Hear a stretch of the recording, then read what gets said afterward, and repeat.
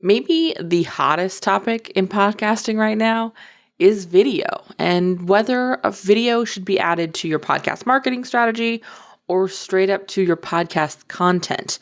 We're going to talk about all of that in this episode, and we're going to help you decide for yourself how or even if you want to include video in your podcast or your podcast marketing. Let's get into it. Welcome to the More Profitable Podcast with Stacey Harris. I'm Stacey, and this is the spot to learn more about the strategies, tactics, and tools you need to build your more profitable podcast. My team and I work every day with podcasters like you to shift shows from frustrating time sucks to productive members of your sales team, because your show should be built to generate and convert leads. So let's get into it. Welcome to episode 591, all about video today. We're going to talk all about video. I'm going to start with a little bit of transparency. I don't love doing video. I share this with you because I think it's important to understand a person's bias when they present you with content.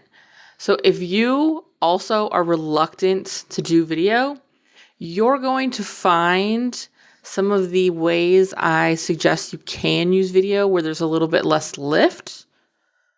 If those feel appealing to you, cool, maybe try them. But also, don't fear stretching past that discomfort if you're somebody who's like, well, maybe video could be really fun. Like maybe there's a way I can do it. I want you to remain open is what I'm saying. I want you to remain open to hearing ideas and looking for yourself at what might be fun to try and realizing that all of this is an experiment. Okay. I had to start us off with that. It's not my favorite. It's not at all my favorite. I do love short form, and I'm going to talk about this as we go through. I do love doing like stories and TikToks and stuff like that, but I do them my way. I don't do them particularly effortfully with a lot of effort. We'll pretend effortly is a word. And so even in this context, if I'm going to do this thing that I don't love, I'm going to do it a way I love it. And so as we're going through these things today and we talk about these different ways we can use video, if we want to use video, I want you to remain open to, cool, how do I do that? What's my version of that? Because none of this stuff should be taken as sort of, okay, Stacey said I should do this. I'm going to do this. You have to be running it through sort of the nuance of energetically, what is the capacity you have? Financially, what is the capacity you have? Where can you be doing more with what you already have? It's a lot of what we're going to talk about today. And so just go into that knowing that. With that said, I want to remind you we have our second podcast audit up in the podcast newsroom. If you haven't subscribed yet, go over to thepodcastnewsroom.com and you can hear those first two podcast audits. If you would like a podcast audit after you subscribe to the podcast newsroom, send me an email, reply to that first email that you get with all of the information. Reply to that email and say, hey, Stacey, could I do a podcast audit? And I will send you the form and we'll do your podcast audit. It'll be fun. Sound good? Okay. Now then, let's talk video. I want to start by saying this is a really common question because more and more we are seeing video, audio, podcast hybrids. These are not new. There are people who have been doing this for years. It's just becoming more common.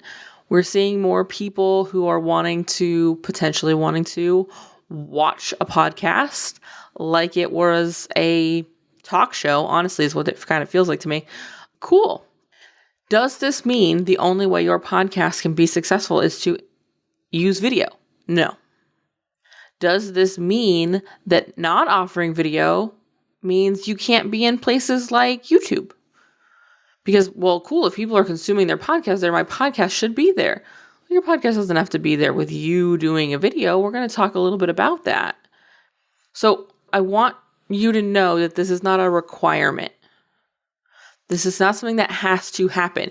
If you do not have the energetic and financial capacity to integrate this, don't worry about it right now. This is a conversation I had a lot with clients over the last probably 12 months as we've started talking with a couple of people about video. And I go, cool. What is your capacity right now to do this, and this in a way to do video? No. It can't cost any more time, any more money, or any more energy than the podcast does right now. Well, then cool. Now is not the best time to add video. For other clients, it's been, I have this and this. I don't really have this, but I have this and this. And so let's say I don't have time, but I do have the energetic capacity and the financial capacity to do it. Cool. Let's go create some time. Let's go find some time where we can focus batch this content. We'll bring in a video crew. They'll shoot it, and then you can repurpose it however you want. So it can look like those two things. It could look like I don't have a lot of money, but I do have the time and I do have the energetic capacity. Cool. Here's what it looks like for me to do video with only the tools and equipment I have now. You have a phone, you can do video. It's as simple as that. Genuinely, it is as simple as that. And we're going to talk about some of the ways that can look as we break down kind of what this looks like. But it doesn't have to be, I'm launching a dual version podcast, audio and video. Every road you go down will lead somewhere. I want you to be choosing which road you go down with literally anything, but especially with your podcast stuff. I want you to choose what road you go down based on where you want to end up. So I want you to be thinking about the destination, not the tactic. The payoff, not the process.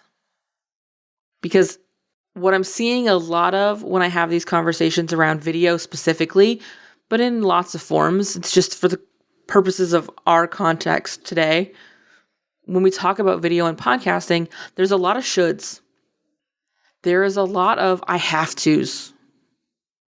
And that's not the energy at which we want to be creating from. That's not the energy at which we want to approach this. That's not the energy at which we want to be building sales assets, for sure. And so this isn't about I have to, I should, it's required of me. This is something I want to do because I know it will get me here. And so as you're considering the destination of I want to be getting more good fit, warm to hot leads that will convert, that are going to convert into ideal clients. And so when we're talking about that being the destination and not just I have to do video because I want more listeners, I want more downloads, because it's not even about listeners, it's about downloads. Like what's all humanity out of it? I need to do video because I want more downloads. That's not a goal that we're considering. That's not a goal that we care about. That's not a goal that has any gratification for us. Ego, I guess. But that's not the goal of our shows. For you and I, the goal is to generate high quality leads that convert into ideal clients. Just like tattoo that to your forearm. My podcast produces high quality leads that convert to ideal clients.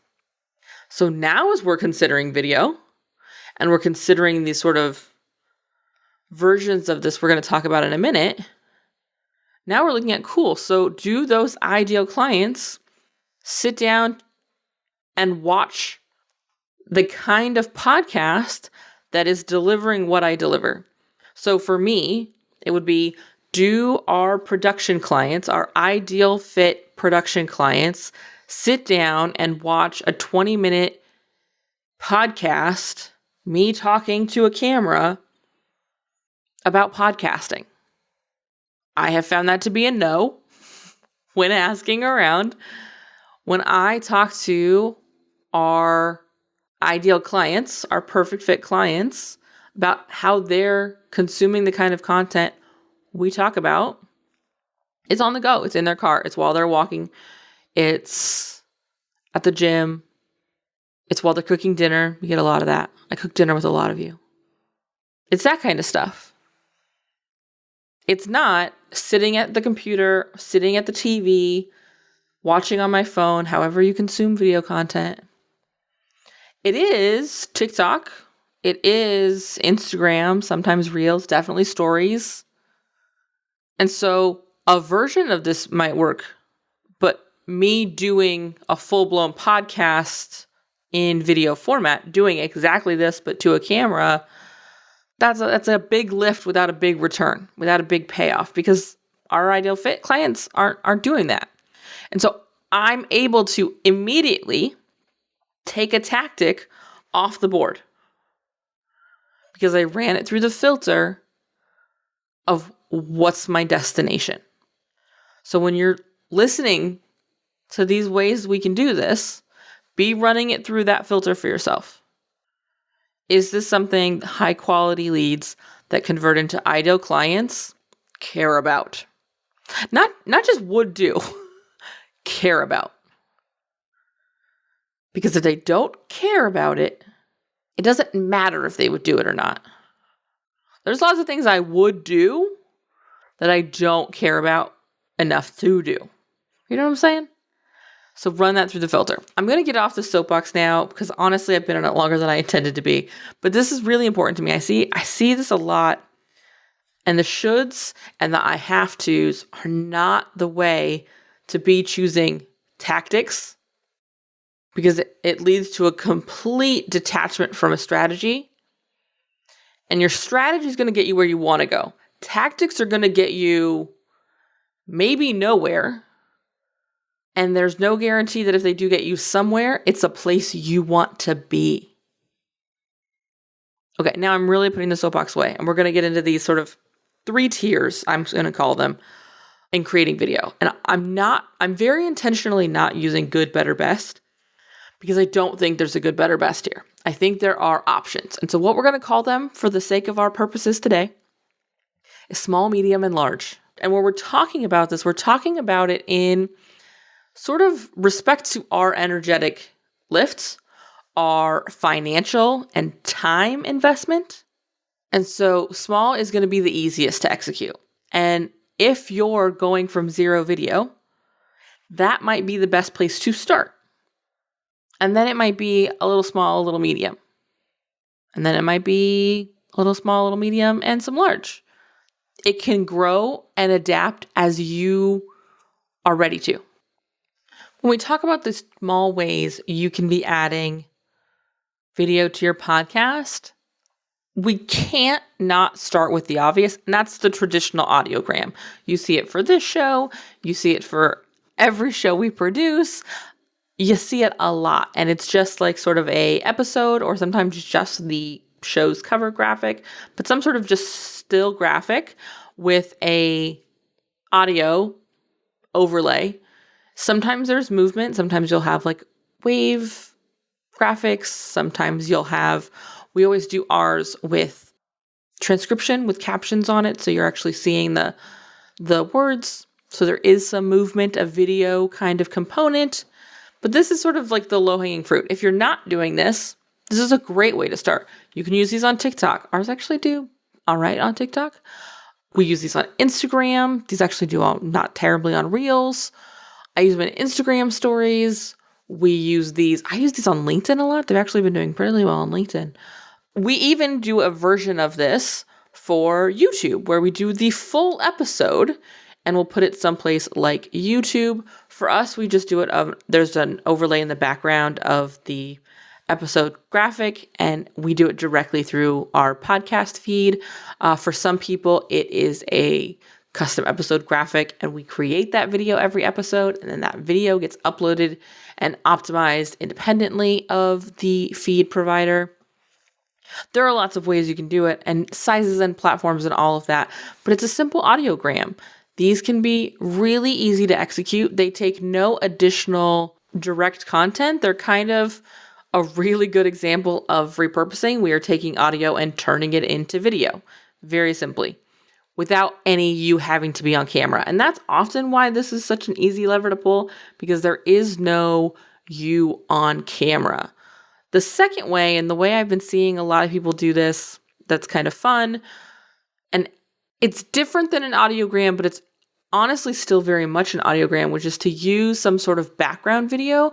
Oftentimes it's kind of like B-roll style video of you recording the podcast with a bit of voiceover text, and most frequently, it's a different audio and then like words on the screen describing the episode or like highlighting a takeaway from the episode. So this is you producing something that's not directly content from the episode, but is content promoting the episode. Sort of a video version of the social graphics that we would use to create marketing materials for a podcast. So that's another way you can be using video. It doesn't have to be you on camera in the traditional sense. It doesn't have to be you talking to camera. It's something that could be really easily batched because you're using frequently 10-ish seconds of this video, 7 to 13 seconds of this video. If you shoot a time lapse of you recording a 30-minute episode, you'll have a bunch of those clips. You can do a ton of versions of that bit of social with different audio sounds, with different text overlays, with different components, and create a ton of social graphics. Again, not dissimilar to the ways we would promote on an Instagram or with lots of pins for Pinterest. And oh, by the way, all of those videos could be those pins. And so you're just creating a different version of the content you've already created or have historically been creating for these platforms. It's just maybe content that is more likely to be clicked on by the people who consume that medium of content to solve the problem you solve with your podcast. If you are somebody who is selling, I just thought of a great example for today. Okay, if you are somebody who is selling like private chef lessons, like private chef cooking lessons, like you go into people's houses and you do a cooking lesson for like a family. So everybody learns to cook this meal together. Oh, that would be so fun. If you do that, email me. Or somebody who does that, email me, because I think that would be such a fun idea to do. Anyways, let's say that you're somebody who does that. And you use your podcast to give cooking tips and to demonstrate your expertise and help sell this service so that these families and these potential customers can get to know you in advance. Maybe you also offer, because I can't imagine this would be somebody's only offer, but like you're also a chef who does come in and do private chef work. So it's like meal prep for the week or like whatever private chef-y things. I always think of private chefs for like events, like for romantic dinners, or I've got a big, like my family in town and I don't want to have to deal with cooking. I want somebody who knows what they're doing and knows how to serve 25 people to come in and help me. And by help me, I mean do it, because that would be scary for me. But let's say that that's what you sell through podcasting. Absolutely doing video and uploading that video on Pinterest and using that video as a way to drive traffic to your podcast, drive traffic to your services. Absolutely be doing that. So again, we're running it through the filter of, would this end product, would this version of this tactic get me to the destination I'm looking at going to? Generating high quality leads that convert to ideal clients. That's what we've got to be looking at. So let's start shifting into talking about this in a medium, right? Medium is going to be you more on camera.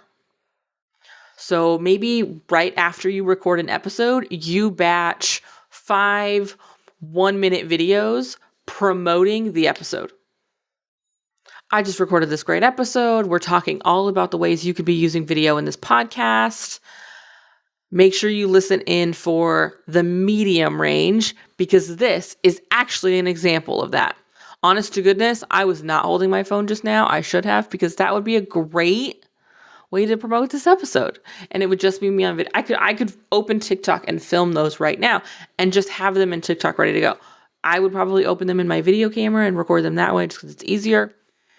And then I have them in my phone. I can send them then to my social person, my video editor, whoever it is that handles my video, say, get these ready to go, and they're ready to go to promote this episode when it comes out. But I didn't have a separate video shooting time. I simply shot those episodes while I was in the flow of recording. This is a little bit of a lift though, because I would also have to be camera ready. Which, as I look down and I am wearing, don't make it weird, joggers and a cut up Nirvana t-shirt with my hair all the way up on the top of my head so as not to create so much pulling that I get a migraine later. And I'd say not a stitch of makeup, but if I'm completely honest with you, I'm still wearing yesterday's mascara. So I am not what the kids would call camera ready. And not because that's an unacceptable way to show up on video, but because it's not the way I want to show up on video. It's not a look I want to share with you. That's my choice. Doesn't have to be your choice, but it's my choice. So I'm not currently in the format that would feel good for me to do that. So that's going to get lost in the ether. I don't know, maybe we'll cut it out as the audiogram. But I'm not set up for that. If I was going to do that, if I was going to prep those videos, I would need to be how I am ready to be on video. I will say though, that for something like Instagram stories or TikToks, like short form video, I'm not that far from being ready. I adjust my hair. I'd probably take it down and brush it and make it down, just let it be down and potentially huge. I would probably either completely remove my makeup and leave it off or remove my makeup and apply today's mascara. But that's the only lift I would need to do to get video ready for that kind of video content. And so it's not as much of a lift as if I was doing long form video, which we'll talk about in a second. And so when we're talking about sort of this mid-range level, there's really this bit of like, it's going to take more effort than like just recording the audio of this podcast from me. It'll take a little more lift on my team side, but not me. 2, okay, I've got more of a lift and my team's got more of a lift because I'm doing these videos and then they have to produce them, right? They have to get them edited and optimized and actually up and into the world. And or if I'm doing that, I need to do those things, right? So we've got to be looking at that mid-range of effort. Is this what I want to be doing? The specification of this, I want to point out, is that we're creating video content that is not created from the podcast content. This is additional content that we're creating. So as to avoid what I consider the largest lift, which is recording the podcast, video, and audio. So that medium lift is really about creating additional content that drives people to content, that drives people to the podcast. The larger lift is creating that while creating the podcast. So in the case of today, we'd be having, by the time we wrap this up in a few minutes, a full-on 30-minute video. If I'm going to be in a long-form video, I'm not going to look even like the slightly upgraded version of what I look like right now. I'm going to be full makeup. My hair is going to be done, not just clean, which is sometimes the bar, guys. Sometimes that's the bar. So, because that's how I would choose to do this. Larger than that, I would need to be in a space equipped to adequately record both my audio and video at high qualities. Now, again, that does not mean thousands of dollars in gear or a pro studio setup. Your iPhone will do this. Android, whatever the other phones are now, your phone will do it, right? All of us own a phone or a tablet or a computer that will take video. Now, like your built-in webcam, wouldn't recommend that, but you can pick up a pretty high quality webcam, sub $100, and be on your way. you can pick up the phone you already own and be on your way. This does not mean a huge expense. However, that audio through your phone direct is not going to be something that you can release as a podcast. The quality of that's going to blow. And so you have to be talking to both your podcast mic setup and be shooting that video and have the ability and or expertise and or access to your team to sync those two things. And so there is, with that, a larger capacity investment, a larger time investment, and a larger financial investment.